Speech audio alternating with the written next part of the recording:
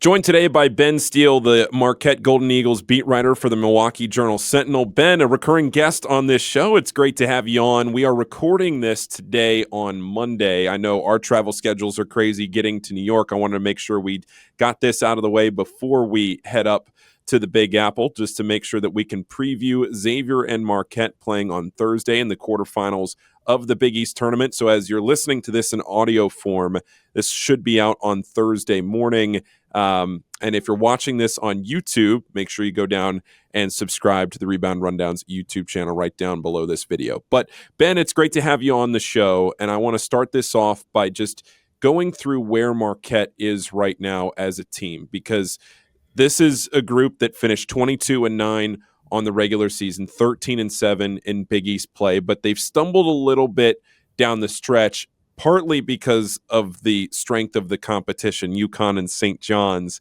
at the end, tough opponents there, but also dealing with some injuries and some things like that. So just before we get into the specifics, where is Marquette right now in general? Marquette is searching for answers right now. It's not a good spot to be in when it's, postseason heading into the Big East tournament in New York. This Marquette team was riding high in the non-conference. They beat Maryland at Maryland. They beat Purdue and Wisconsin at home, beat Georgia at a neutral site.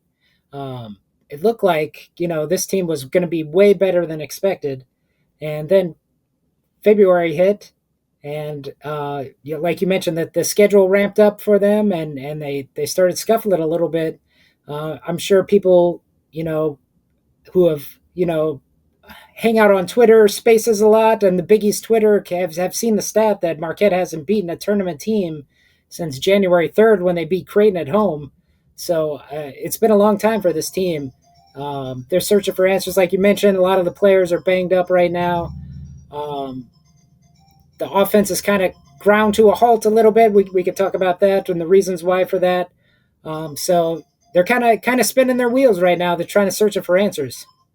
Cam Jones is a first-team All-Big East player, but we'll have found this out yesterday as you all hear this. I don't anticipate that he'll end up being the Big East Player of the Year. I'll be interested to see if it goes to Ryan Kalkbrenner or R.J. Lewis, but Cam Jones had a ton of preseason expectations, right? I mean, this is somebody who had a lot of weight on his shoulders to be able to carry this team. Do you feel like he's lived up to those expectations? I think he's far exceeded the expectations. I mean, this was a guy who was in the National Player of the Year conversation for a lot of the season. And, it's very interesting to look at where he was the last couple of seasons. He's always been a great scorer, like good bucket getter. I think with the way to look at Cam Jones' season is, the last couple of years he's been like a Jerry West Award, finalist or, watch list as a shooting guard. And this year he's on the Bob Cousy list as a point guard. So he's kind of switched over to that role. He's always been that scorer, but he's been a much better distributor. He limits his turnovers. His assist to turnover ratio is like off the charts. So he's moved over to that point guard position, which was what this Marquette team needed after losing Tyler Kolek last season. And he's been much better at that role than even I anticipated. And I was very much a Cam Jones majority stockholder, but he's exceeded my expectations for sure. He slipped out of that National Player of the Year conversation just with Marquette's struggles and some of Marquette's offensive struggles. They've really struggled shooting the ball. When Marquette's at its best, like they play that 5-out offense, right? And when Ben Gold's shooting it for the center position, everything is spaced out, and Cam Jones can go to work. When Ben Gold and Stevie Mitchell struggling from three, defenses have been like packing the paint, and that's been tougher for Cam to get in there and be that creator that he was early in the season. But he's getting back to that a little bit.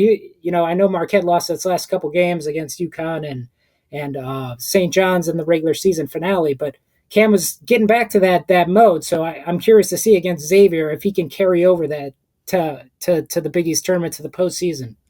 So on January 12th on Ken Palm, Marquette's offense was ranked 18th in the country. As we sit here today on Monday, their offense is 33rd in the country. So it has dropped 15 spots, but it's not like it's fallen to the, 75 range. It's just fallen back into the 30s. But I think you do make a good point, Ben, about what this team could be offensively versus maybe what we have seen at different points offensively from this Marquette team, especially lately. I mean, losing by 15 to Villanova, I know it was on the road, but just, only putting up 66 points and losing by 15 at this iteration of this Villanova team is something I know a lot of Marquette fans probably wouldn't have expected coming into the season. And also that 3-game losing streak in the beginning of February, you're looking at UConn, St. John's, and Creighton, 2 of those on the road. It's just a tough back half of the schedule as opposed to Xavier, who got all those games for the most part out of the way early in January and only had Creighton down the stretch.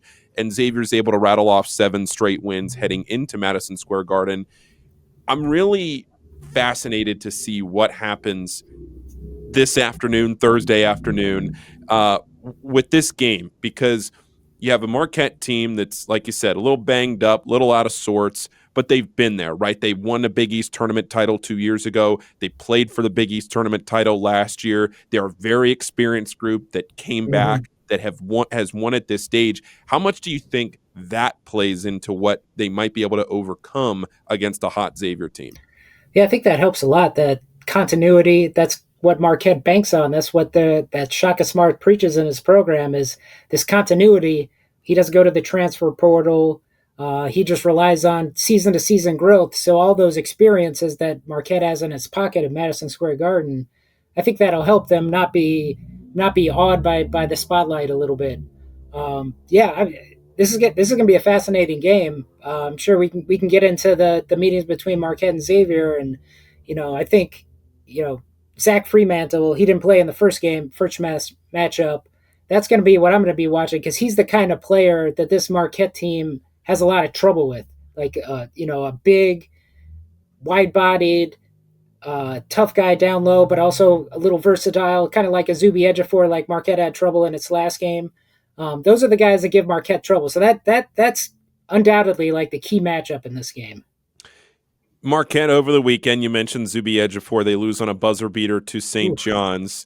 You're shaking your head as you say this. It was a tough game. We were watching it there right before the Xavier game, and it just, to me, this was a game that Marquette really could have used. Now, it's obvious to say, right? You could have used this game heading into the Big East tournament against the best team in the league, but really, just for everything that Marquette has tried to accomplish here in the month of February against some really tough teams, to be able to end it on a high note going to New York would have been a huge deal for them, and instead get their heart ripped out on a buzzer beater by Zuby Ejiofor. What was that game like in the building, Ben, going down the stretch, and what do you think that kind of game does to this team?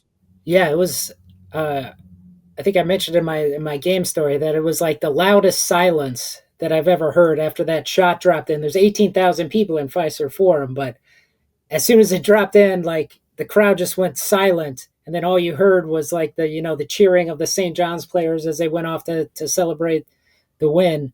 That was a crusher. It was senior day, for Cam Jones and David Joplin and Stevie Mitchell. So there's already a lot of emotions tied in that. And then just to have your guts ripped out, especially the way they lost, they left so many plays out there. It's a 2-point game in overtime, and Marquette could look back at, they missed 10 free throws. They missed several shots around the rim, just like stuff that just would rip a team's heart out.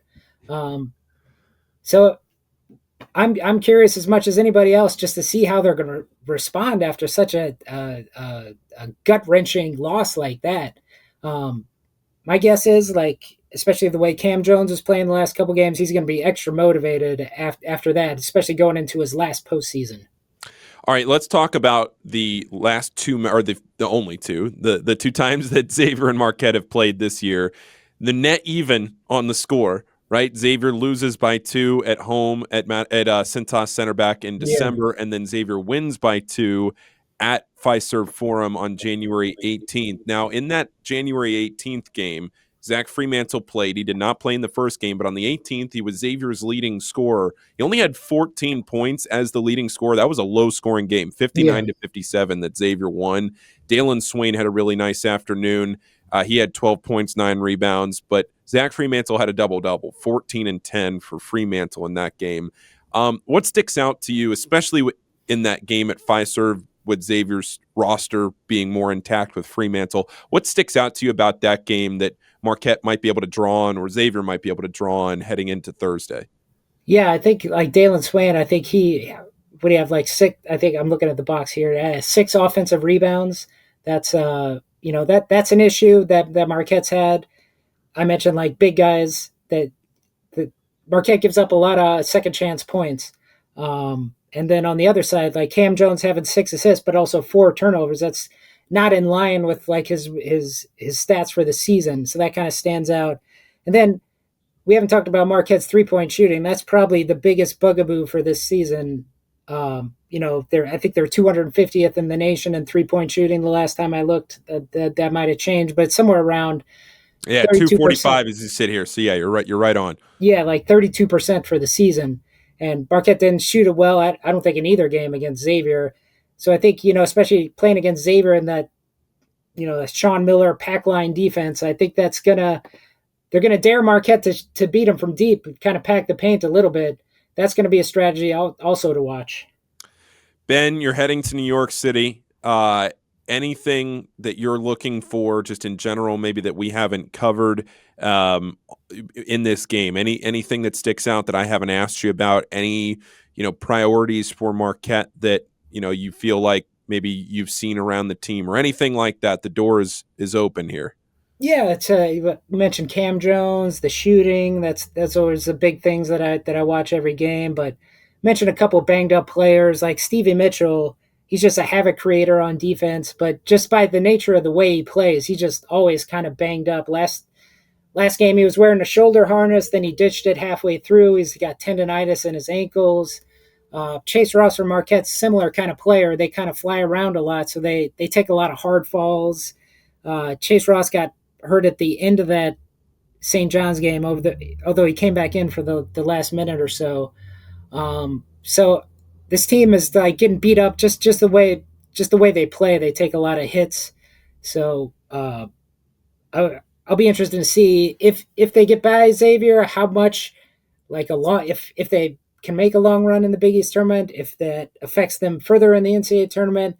It's always a tough balance, how much you want to expose yourself that early before the big dance, especially the way the Marquette plays. Ben, where can people find you on social media or read your stuff? Oh, yeah, go to the Journal Sentinel, JS Online. There's a little Golden Eagles tab up there, easy to click on.